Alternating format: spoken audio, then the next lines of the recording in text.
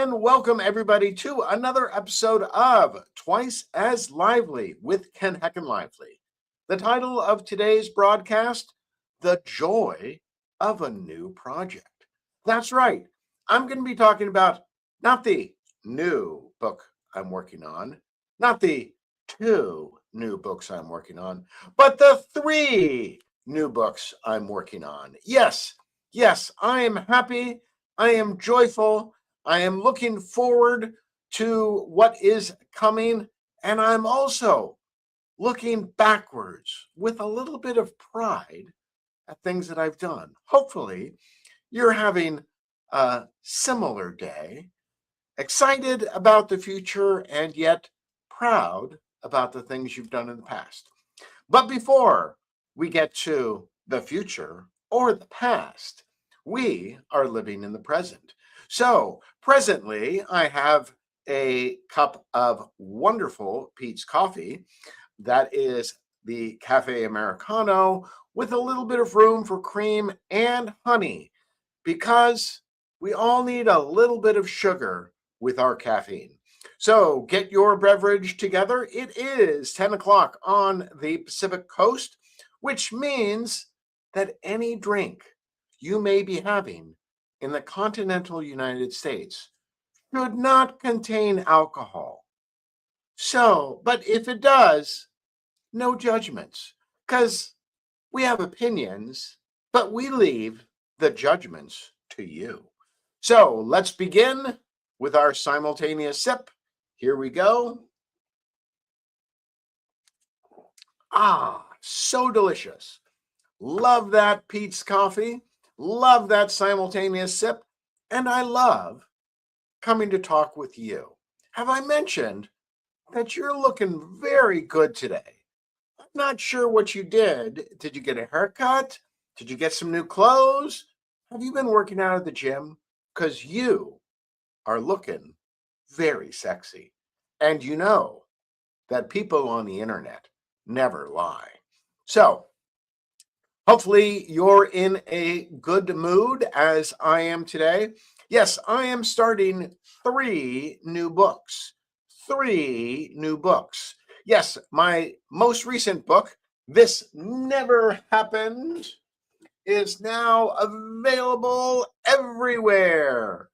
Next week, a big marketing campaign will take place with internet influencers. So remember to get your copy of This Never Happened, A Call Girl in DC. It's a fun book. I had a female reader tell me that she was halfway through it and she's like, oh, well, it made me blush, but I just keep reading. I'm getting copies for all my girlfriends. And so when you have a woman say that she's getting copies for all her girlfriends, you know that means she really liked it. So I'm expecting great things from This Never Happened, A Call Girl in DC, which leads me into my first new book project. It will be called This Never Happened, The Secret School. And what am I going to cover in that book? Well, I've been really interested in all of these government psychic programs and whether they are legitimate or total bullshit. I don't know whether the government psychic programs are legitimate or total bullshit, but that sounds like something I would like to investigate in fiction. One of the great things about fiction is that you can investigate ideas and you don't really have to worry about the facts. And I think there's a good and proper place for investigating things that you're not quite certain whether they're true or not. And fiction gives you that freedom. There's a great quote that fiction gets you to the something like fiction gets to the truth that reality obscures. And so I can't tell you if my government psychic spy novel will get you to the truth about these programs, but I can guarantee you, you're going to have a lot of fun because more than anything, I like to be a fun writer. I want you to enjoy what I have to say, and I also want you to think.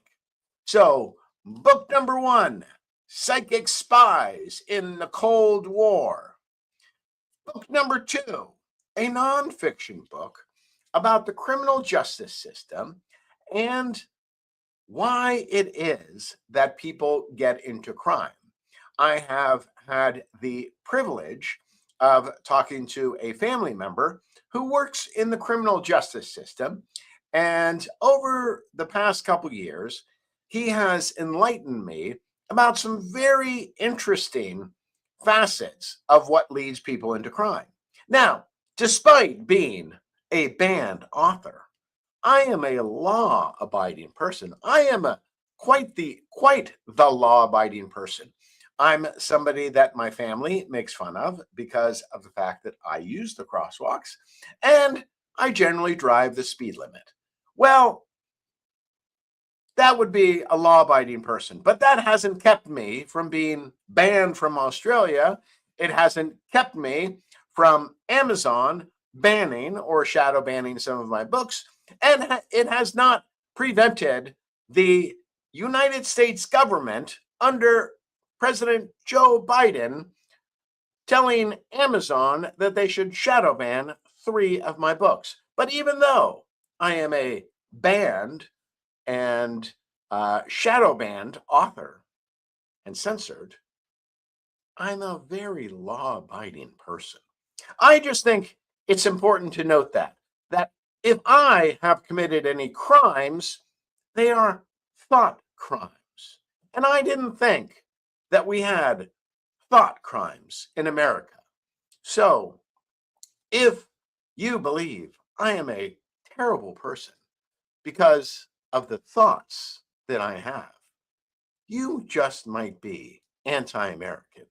Because one of the great things about America is we're supposed to have freedom of thought. Freedom of thought is what comes before freedom of speech. That's right. We debate.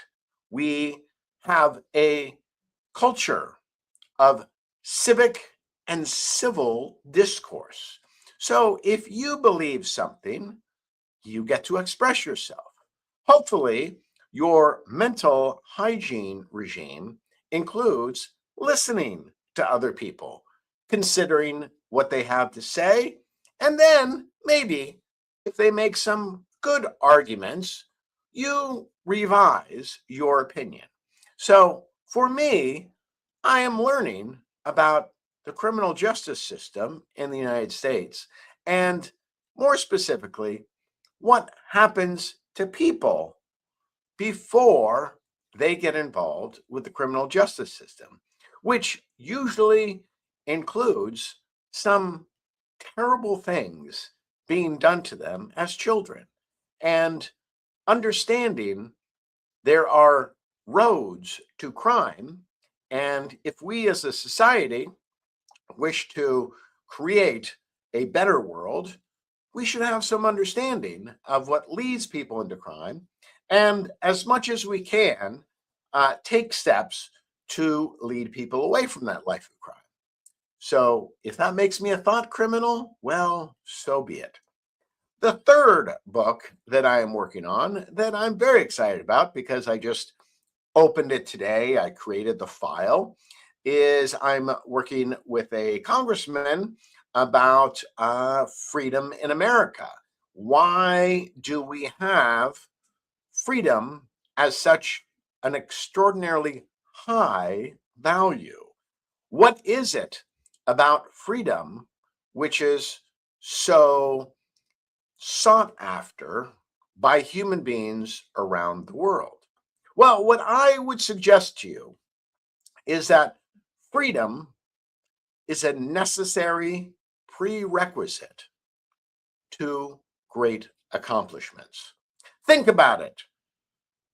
20,000 years ago, where were human beings living? They were living in caves and tents. Well, you got to think that at some point there was some human being who said, you know, caves are nice, tents are nice, but what if we built like a more permanent structure for us to live in? Now, do you think that first person who suggested that you might build a more permanent dwelling was called a thought criminal? I like to think that no. I like to think that that first person who came up with the idea of building a structure in which people could live was looked upon as an enlightened thinker by those around him. I just like to think that the other members of the tribe were going, "Hey, that's an interesting idea. How would you get it together?" Not, "We've never done that. Get out of here. Go build your structure somewhere else away from us. That's evil. Don't you know that only tents and caves are where people are supposed to live?" So, hopefully, all of these things come together. As you can tell, I love the life of the mind.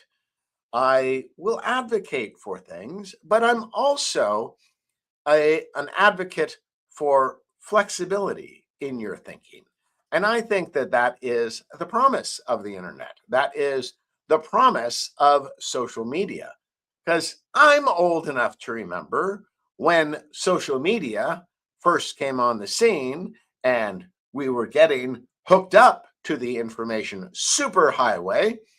What we were told is that this would promote democracy and free thinking and progress around the globe, which is why, when there have been efforts to shut down free thinking, you can count on yours truly being at the head of the army saying, you can't shut down free thinking. I don't know what's true, but I do believe in the process. So, as I was looking at the news today, I was thinking, oh, okay, what are the big stories in the news and how can I relate this to my audience? I couldn't help but notice when I got up early this morning that there was a hearing taking place in the Senate in which Dr. Anthony Fauci was being questioned by members of the Senate. He was being questioned specifically about things that he had written in his diary, which he thought would remain forever secret. So let's go over a couple things that Fauci included in his diary, which were different than what was being said publicly. Probably the greatest thing that Fauci said, which was different from what he was saying publicly, is publicly he was saying that the fatality rate from COVID was about 2 or 3%. For those of you who struggle with math like I do, that means that for every 100 people who got COVID, they expected that 2 or 3 would die from it. In his diaries, what Fauci said is that the number appears to be 0.2 to 0.3%, which means out of 1,000 people who came down with COVID, 2 or 3 were likely to die. Let's break that down a little bit more, shall we? Who were those people who were most likely to die? They were people who had an average of 2.5 comorbid conditions. So that means they were not healthy to begin with. What were some of the other problems? Well, there were therapeutics that worked in viral infections. And it's important to note that the problem with COVID did not seem to be that the virus was causing the deaths or serious injuries, but it was promoting the overgrowth of certain dangerous bacteria. So actually, when you use things like ivermectin, which are more antibiotics.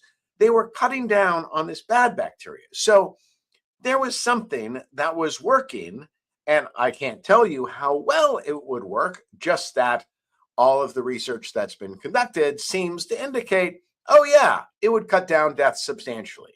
That approach was not taken. Instead, we went in this mad rush for these mRNA vaccines, which are now highly controversial because they seem to come with a significant risk of serious injury or death. So, what happens when Anthony Fauci takes the stand at the Senate hearing, knowing that he has a pardon signed by President Joe Biden, or more appropriately, probably by Biden's auto pen?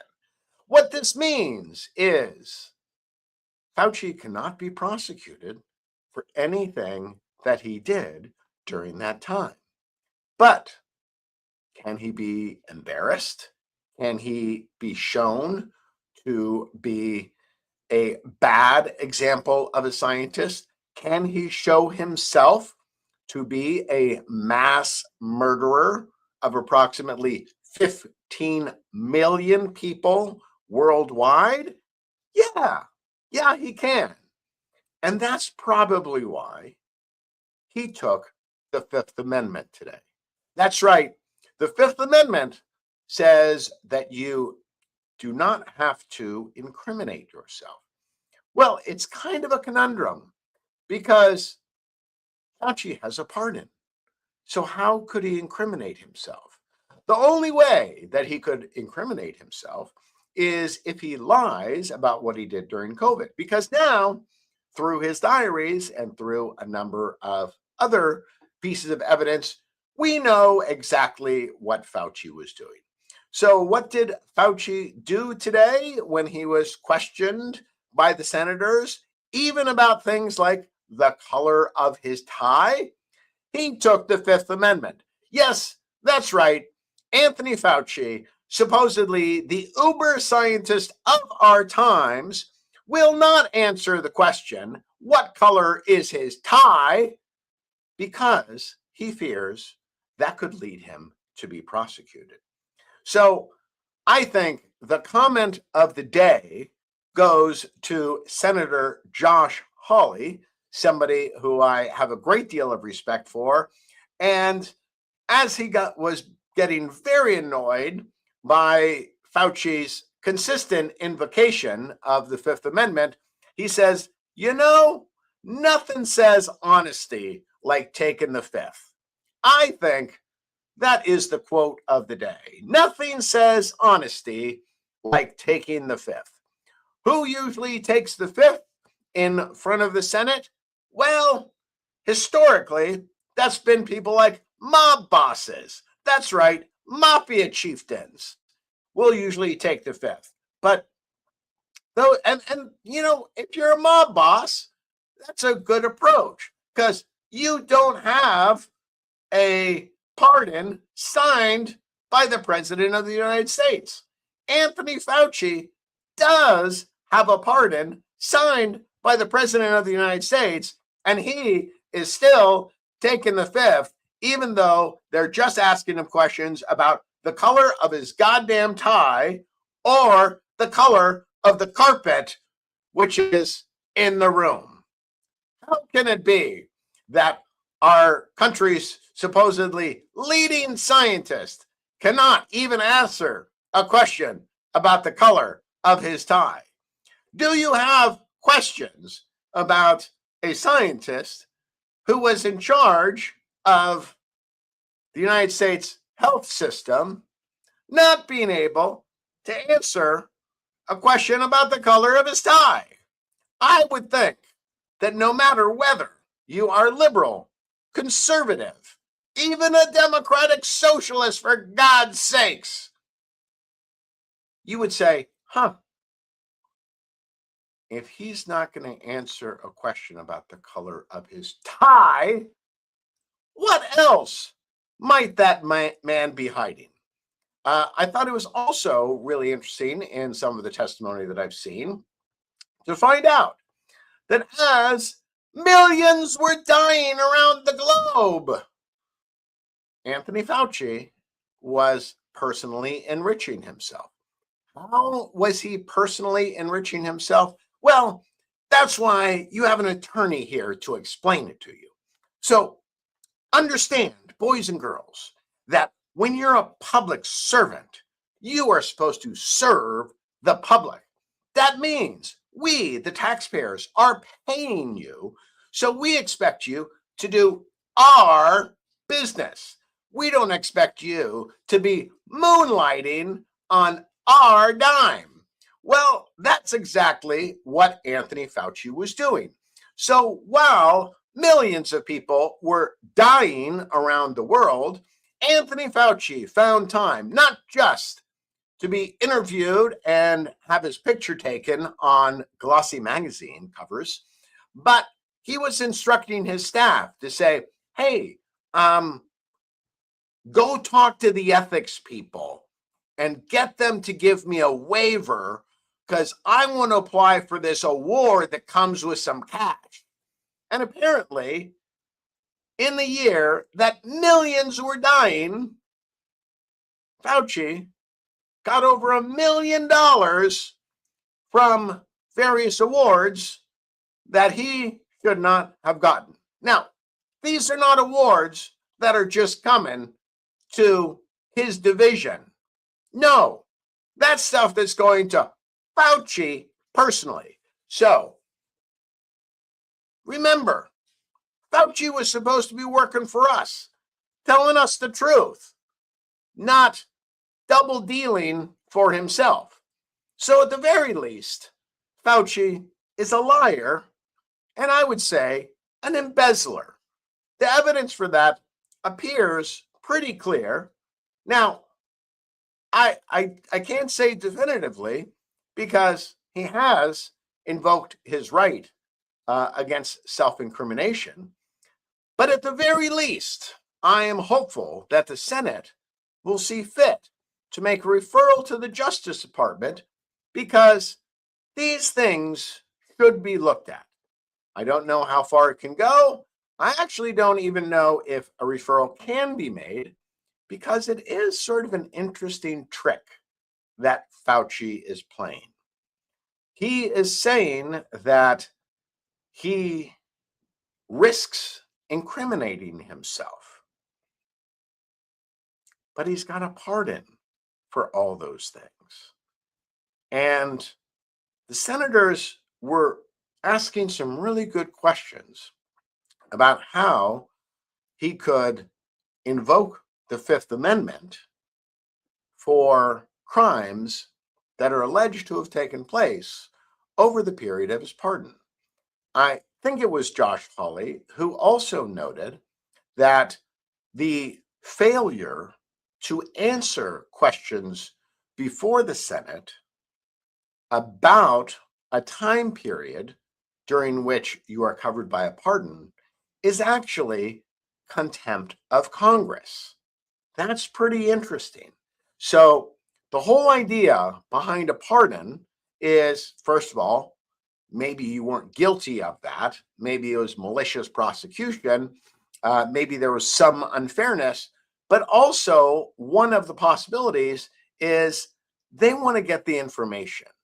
And so they're going to give you, the person who participated in at least some of the crimes, a reason to talk freely. Well, Fauci has been given that reason. So maybe the only thing that we can do is prosecute Fauci for the crime of not answering questions about crimes which may have been committed during the period of his pardon. I think that would be an excellent prosecution. I know he's an older guy. I don't care. I want him to spend some time in jail if a trial reveals that he has broken the law. Now, you know my feeling. My feeling is that without those pardons, Anthony Fauci would be liable for the death penalty for causing the death of approximately 15 million people around the world by his support of gain of function research. And as I believe, Fauci is a worse individual than any of the members of the Nazi high command whose Holocaust killed 6 million people. Remember that those who were architects of the Holocaust, which killed 6 million people, were often, after a fair trial, hung by the neck until dead. COVID killed at least 15 million people, which in my math is more than 6 million. So, with the logic of the Nazi trials at Nuremberg, well, Fauci should be hung by the neck until dead. I don't think that's ever going to happen. I think instead, he'll spend a couple years in jail, but his name will be forever blackened in history, which may be the best outcome we can hope for. All right, moving to another topic. I just want to say at the outset that I have no strong opinions about the Charlie Kirk assassination case. So I was never somebody who listened to Charlie Kirk. My wife did, and she listened to him regularly, but I had no strong opinions about him.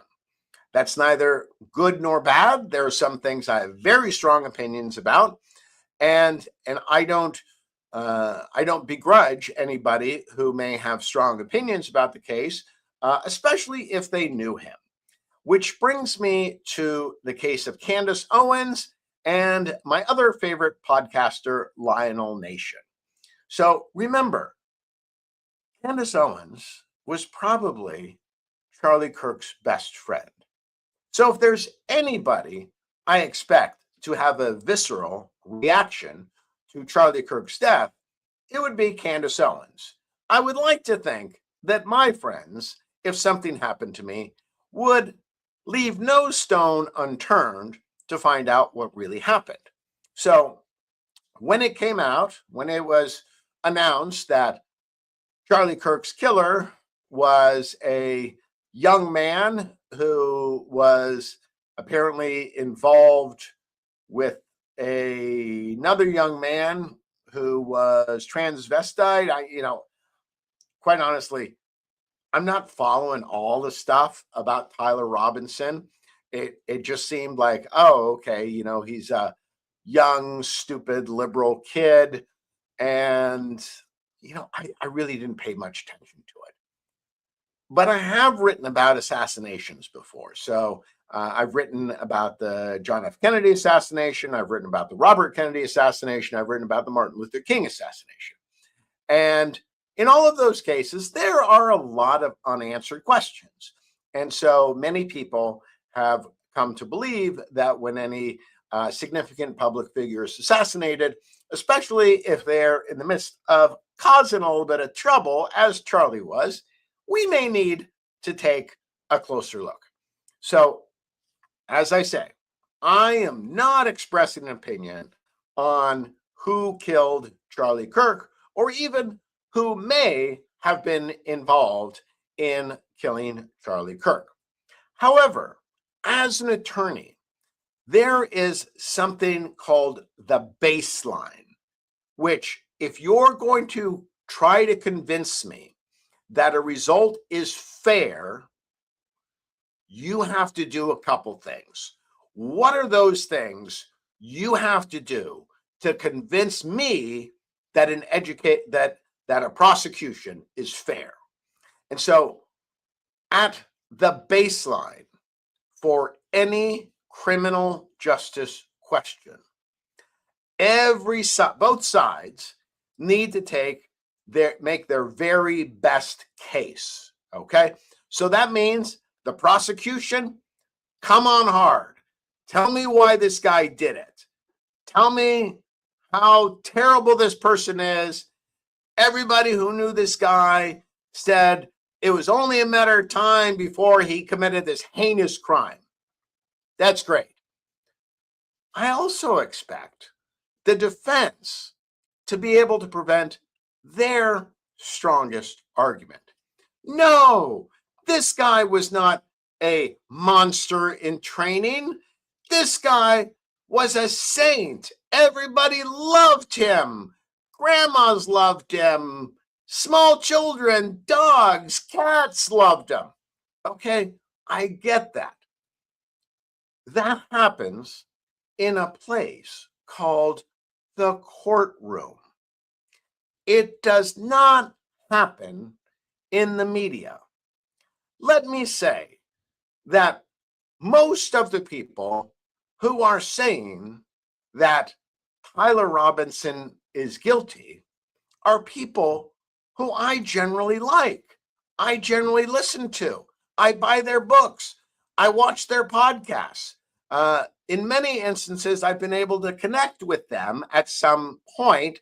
And, since we authors are, endorsing each other's books, hey, my name might be on the endorsement for their book. So I've got a connection to these people and I generally like them. But my God, the way they are going after Candace Owens and Lionel Nation and other people, I just don't get it. So remember, I'm kind of thinking Tyler Robinson did it. But the more you attack those people who say he didn't, the more I want to look at their arguments. Now, the question about this video that was played at the preliminary hearing is really confusing me. So here's what I heard from the influencers who were in the goddamn courtroom and came out and told us what they saw. They told us that this video clearly showed Tyler Robinson. I think that one of them said that they even saw his face. And then Candace Owens today releases what she says is that video that was shown in court.